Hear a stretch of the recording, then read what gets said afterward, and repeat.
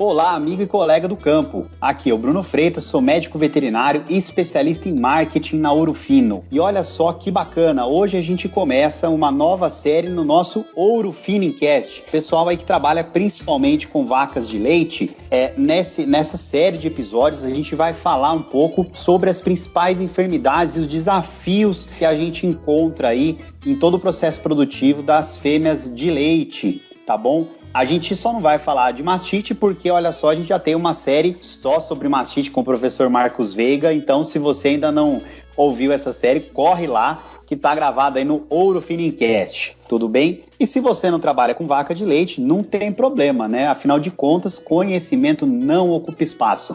Então, vem com a gente porque tá muito interessante essa série, a gente já começa ela aqui com uma presença nacional, mais internacional, né? Nosso convidado de hoje aqui é o médico veterinário, formado na UDESC, né? Professor Eduardo Ribeiro.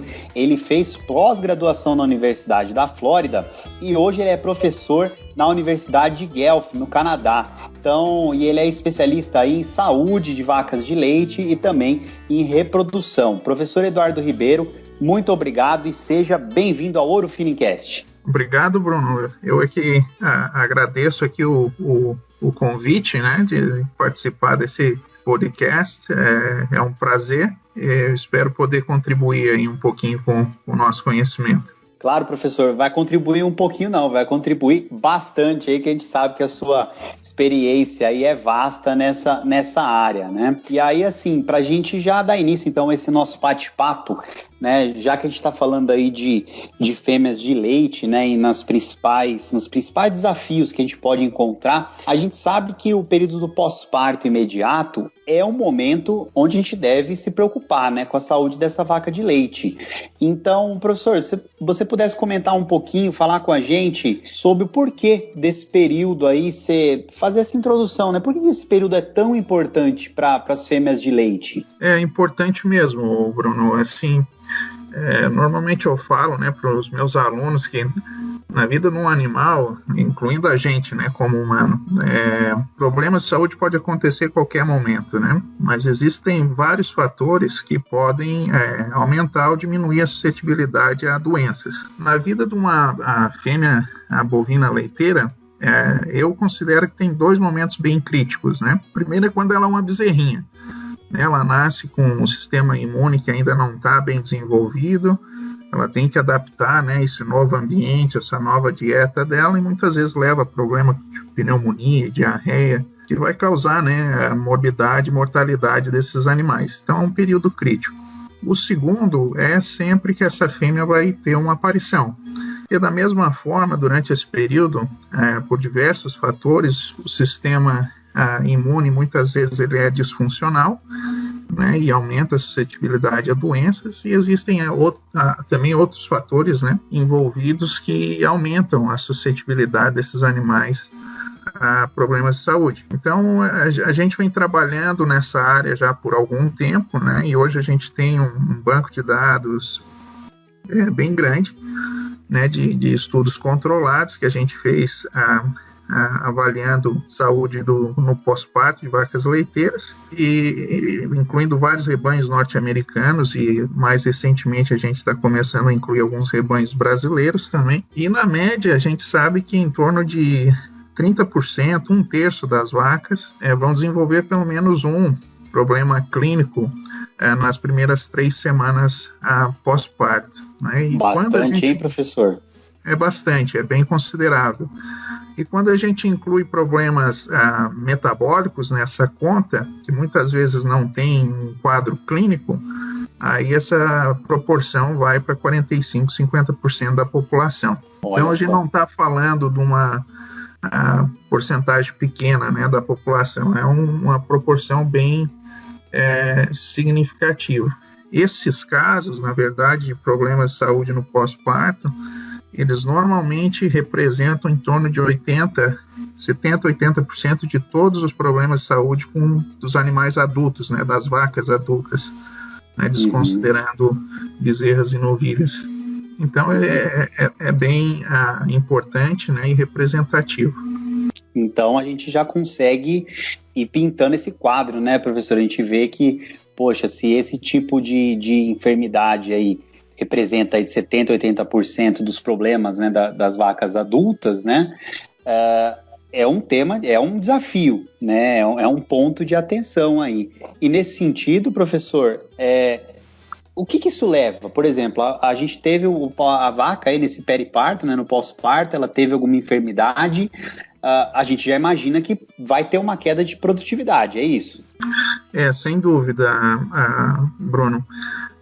Essas doenças, hoje a maioria dos produtores, eles têm um sistema de manejo, né, para diagnosticar esses animais e tratá-los. Então, as consequências, normalmente eu divido elas a curto e a longo prazo. A curto prazo é algo que é mais simples de ser observado, né, que a maioria dos produtores sabem, né, e que isso existe. Então, assim, quando o animal está doente, ela vai estar comendo menos, ela vai produzir menos leite, vai ter custos, né, com o tratamento do animal, com a mão de obra, né, que precisa o veterinário ou funcionário. Existem custos de logística, né, você tem que ter um local para ter os animais doentes, então muitas vezes tem que ter um investimento em infraestrutura. Então essas são todas consequências a curto prazo, né? O leite precisa de ser descartado muitas vezes por causa do tratamento. Então esses são problemas a curto prazo, que todo produtor que está ali no dia a dia, ele enxerga que isso está acontecendo, né?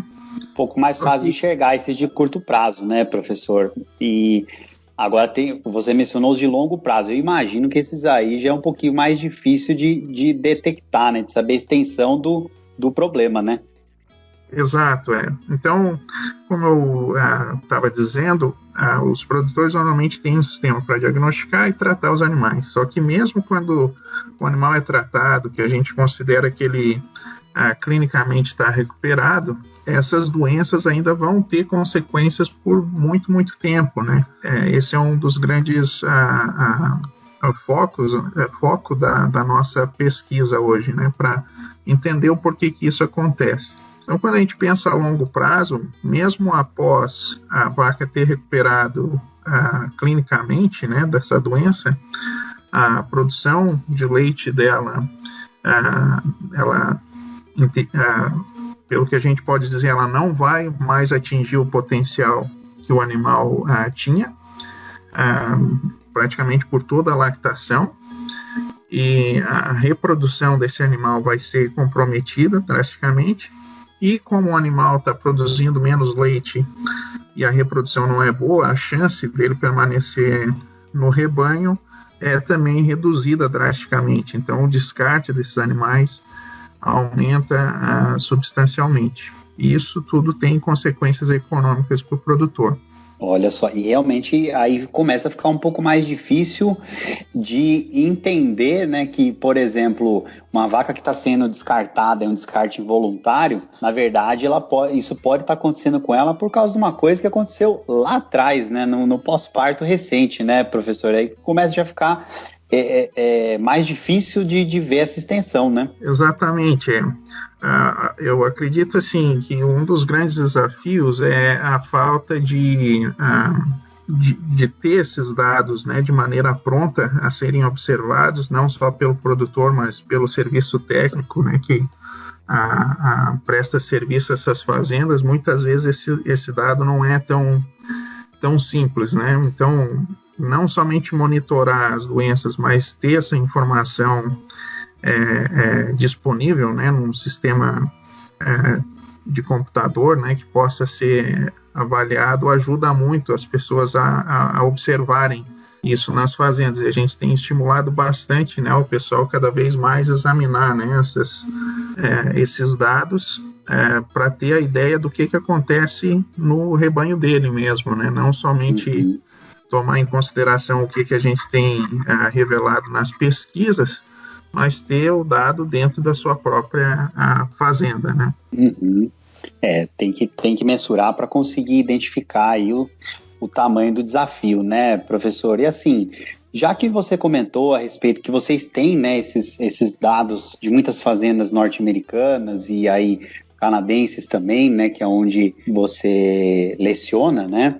Uma pergunta que eu te falo é a seguinte, que é o que eu faço, que me despertou a curiosidade. Existem enfermidades que são mais comuns, né, nesse pós-parto? Se você puder comentar um pouco quais são as enfermidades que são mais comuns, pensando aí nesse pós-parto de vacas de leite? Claro, Bruno. Os problemas clínicos mais prevalentes seriam a retenção de placenta, a metrite, que é uma infecção do útero, a mastite, né, que é a infecção da glândula mamária. Aí teria manqueira e deslocamento de abomácio, que são também relativamente prevalentes na maioria dos rebanhos. E um pouco menos prevalentes seriam problemas respiratórios, como pneumonia e outros problemas digestivos, e também a febre do leite, né, a hipocalcemia clínica, que antes era algo bem prevalente, mas tem reduzido isso bastante nos rebanhos de hoje em dia por melhora de manejo, né? Uhum. Quando a gente envolve nessa discussão também os problemas metabólicos, daí a gente também pode falar em a hipocalcemia subclínica, em hiperketonemia, né, ou a cetose, como é falada no Brasil, e também seria uma lipidemia severa, né, uma concentração muito alta de ácido graxo circulante, que pode ter consequências metabólicas e também levar a desenvolvimento de fígado gorduroso, né? Uhum. Então, esses são os problemas mais comuns que são observados no pós-parto de vacas leiteiras. E olha só, né, para a gente até manter a atenção aí para todos os nossos ouvintes, você falou desde retenção de placenta ou metrite, né, que são retenção de placenta e metrite, né, são duas afecções distintas, mas envolvem o sistema reprodutivo da fêmea, né, passando pela glândula mamária, né, com mastite, passando por deslocamento de abomácio, que envolve o sistema digestório, casco, né, e passando para problemas metabólicos, ou seja, praticamente todos os sistemas aí da vaca, né, professor? E nesse sentido, assim, a gente tem uma série de episódios, né, falando sobre mastite. Mais para frente a gente vai falar sobre as afecções de casco. E aí eu queria perguntar para você a respeito dessas afecções voltadas ao trato reprodutivo da fêmea, né? Como você mencionou, retenção de placenta e metrite, né? Se a gente pudesse aprofundar um pouquinho em termos do porquê elas ocorrem, para a gente tentar aí, num próximo episódio, tentar fazer a prevenção, né? Falar um pouco de prevenção, né? E como que elas se desenvolvem, professor. Se a gente pudesse conversar um pouco sobre isso. Você levantou um ponto bem interessante, né? Que é a complexidade, né? Da fisiologia do animal leiteiro como um todo, né? E também, no caso, o desafio que é com a saúde no pós-parto. Realmente envolve várias coisas diferentes, várias afecções em diferentes órgãos, né? Em diferentes sistemas. Então, quando a gente vai falar em por que eles acontecem em prevenção, ele também não é bem simples, né, de ser discutido por causa da complexidade, né? Então depende de cada enfermidade que você está nunca é fácil, né, professor? Exato. Mas no geral, o que acontece, assim, eu acho que um termo importante a ser discutido, Bruno, é o termo de transição, né, de período de transição, manejo de transição, que hoje é algo bem discutido dentro da área leiteira, porque as pessoas veem hoje a importância disso, né? Então, por que a gente usa o termo de transição, né? Transição porque a vaca está fazendo essa transição de um pré-parto para o pós-parto. Então, ela está fazendo a transição de um período que ela está prenha e não está produzindo leite para um período que ela não vai estar prenha e vai estar produzindo leite. Então, muda drasticamente, né? Essas mudanças, então, elas causam mudanças não somente físicas, né, ou no estado fisiológico do animal, mas ela também tem várias alterações endócrinas, né, metabólicas, que levam, né, muitas vezes a um estresse no animal e a consequências fisiológicas, né, em resposta a essas mudanças de metabólitos e de hormônios. Então, uma das consequências é essa disfunção do sistema imune, né, que é muito discutida na ciência leiteira.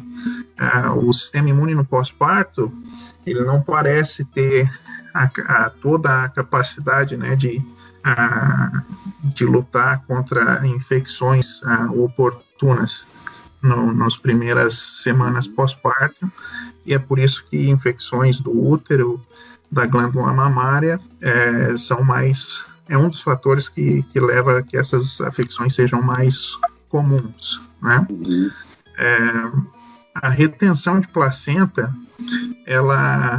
o mecanismo de liberação dessa retenção de placenta, ela também depende do sistema imune. Então, um sistema imune comprometido, ele também vai aumentar a chance do animal ter um quadro de retenção de placenta. Aí, quando você coloca essas doenças infecciosas, quando elas ocorrem, você tem uma liberação de maior quantidade de endotoxinas circulantes, né? Porque o sistema imune está tentando lutar contra aquelas infecções. Essas toxinas vão favorecer problemas de casco e manqueira, né? Todas essas doenças reduzem o consumo de alimento pelo animal. Reduzindo o consumo de alimento, você causa problemas metabólicos e aumenta a suscetibilidade de deslocamento de abomados.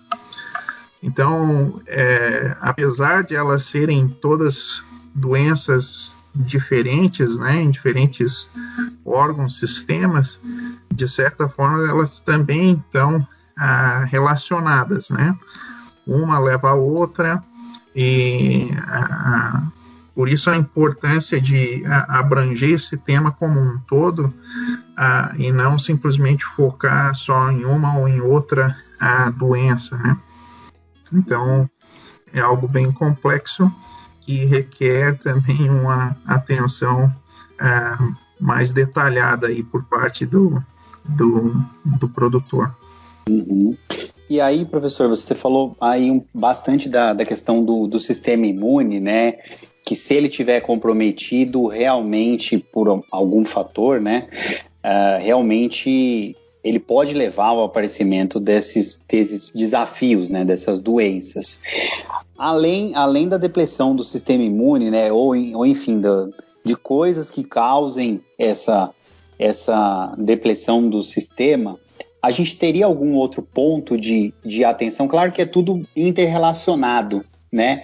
Mas a gente teria algum outro ponto de atenção nesse período de transição, justamente pensando aí que a gente vai deixar o gostinho aí pro pessoal num próximo episódio para a gente falar sobre diagnóstico, prevenção, né? Teria algum outro ponto bem interessante de atenção? Uma é o manejo no geral, né, Bruno? A gente pode falar disso quando falar em prevenção, mas todo o conforto da vaca, né, as instalações que estão disponíveis na fazenda, o manejo em si, o treinamento do pessoal envolvido, tudo isso tem uma importância grande, né? Manejo de coxo, a formulação de dieta, são vários fatores que vão ter um impacto aí na saúde do animal pós-parto. E além assim do sistema imune, desse manejo no geral, existem coisas que são um pouco mais simples assim, né? Que eu acho que nunca dá para deixar de mencionar, assim, que levam ao porquê dessa maior incidência de doença nessas primeiras 3 semanas. Por exemplo, uma retenção de placenta ela só pode acontecer no pós-parto, não tem outro período para acontecer. Né? Uma metrite, que é um útero grande com bastante material orgânico para proliferação de bactéria, isso só vai acontecer no pós-parto. Então, as metrites elas vão acontecer ali. a mastite, muitas infecções que acontecem até mesmo durante a secagem ou no período seco, elas podem ser observadas só no pós-parto, quando começa a ordenhar de novo. O fato de você estar ordenhando de novo a vaca são novas chances de infecção do úbere, né? Então, faz sentido que a incidência ou a suscetibilidade seja maior também num pós-parto inicial. Então, às vezes a gente pensa só no sistema imune, mas tem outros fatores, algumas coisas bem simples, né, que às vezes a gente não pensa. Então, pela característica do pós-parto, ele já é um momento desafiador, e um sistema imune disfuncional, obviamente, não ajuda, né, a passar de maneira com sucesso durante esse período tão desafiador. Então, é a maneira que eu vejo assim, o problema. Uhum. E pensando que nesse período aí, na verdade, são muitas mudanças aí na vida da vaca, né, professor? Quer dizer, ela tá parindo, ela começa a produzir leite, ela entra num sistema de ordenha, né? Quer dizer, uma nutrição muda, né? Uma nutrição balanceada para esse tipo de fase, né? E aí, professor, você comentou um pouco que a extensão, né, desses problemas pode inclusive afetar a parte reprodutiva. Nesse sentido, o que a gente tem de maior prejuízo com relação a uma alta incidência de doenças nesse período de transição? Por exemplo, ela diminui taxa de serviço, aumento de intervalo entre partos, a gente sabe que isso aí afeta diretamente a reprodução, mas se a gente pudesse citar alguns índices aí que, às vezes, como a gente conversou aqui, né, as pessoas elas não têm muitos dados para conseguir detectar esse tipo que é um problema na fazenda, né, na propriedade. Mas na reprodução a turma geralmente fica de olho, né? Então, por exemplo, o que a gente pode falar, sei lá, o meu intervalo entre partos está pensando no manejo reprodutivo já bom, né? Está aumentando o intervalo entre partos. Será que não era bom a gente ver o período de transição? Que tipo de... A gente pode falar alguns índices aí que são bem impactados por esse tipo de desafio? Com certeza, Bruno. Assim, o que eu gosto de dizer, Bruno, é que o sucesso na reprodução ela começa muito antes da inseminação da vaca, né?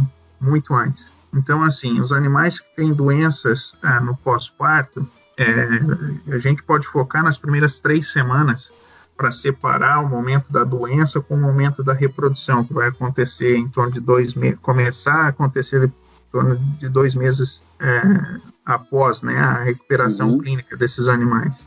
Esses animais eles vão levar mais tempo a retornar à ciclicidade estral, né? Então, se no rebanho o produtor depende só da observação de cio para inseminar os animais, a taxa de serviço com certeza vai ser comprometida. Aí, assim, mas eu estou usando sincronização e inseminação em tempo fixo, então não é problema. Bem, talvez não seja problema para a taxa de serviço, né? Porque você está assegurando que todo animal vai ser inseminado num período específico. Porém, a prenhez por inseminação desses animais também vai ser reduzida substancialmente.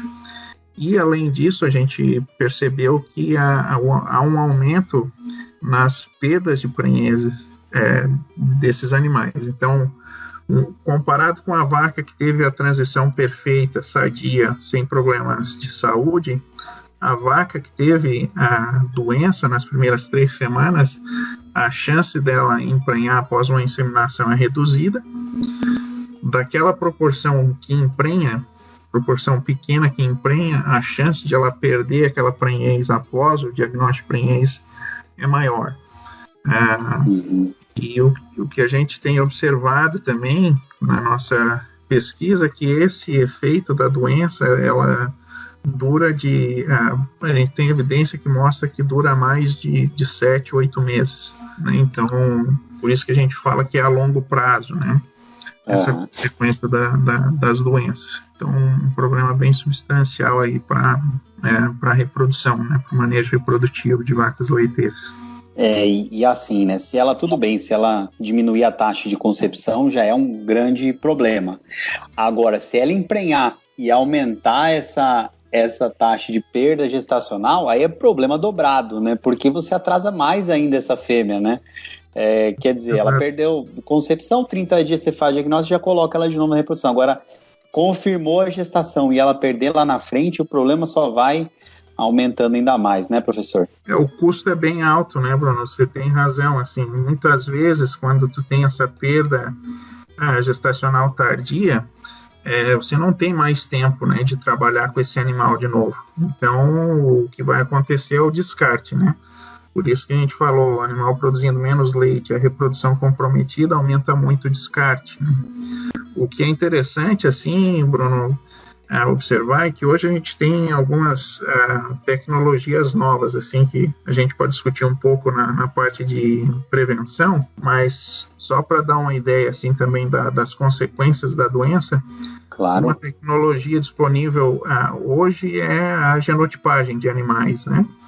Então, com a genotipagem, você tem ali uma estimativa, né, do potencial genético daquele animal para a produção de leite ou para a reprodução. O que a gente observou, a gente tem trabalhado com rebanhos grandes que fazem a genotipagem basicamente de todo o rebanho, é que o potencial genético, muitas vezes, ele não é para a produção de leite ou para a reprodução, ele não é diferente entre os animais que tiveram ou não doença. Né?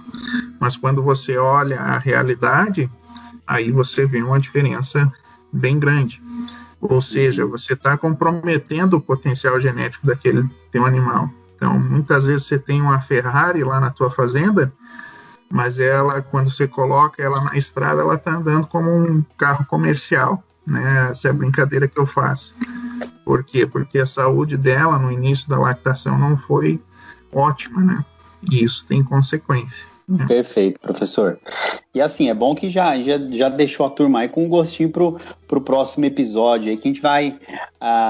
vou te convidar já para um próximo episódio, tá, professor? Professor Eduardo Ribeiro aqui, da Universidade de Guelph, no Canadá. Vou te convidar para um próximo episódio para a gente aprofundar nessa parte de prevenção, diagnóstico. Você topa, professor?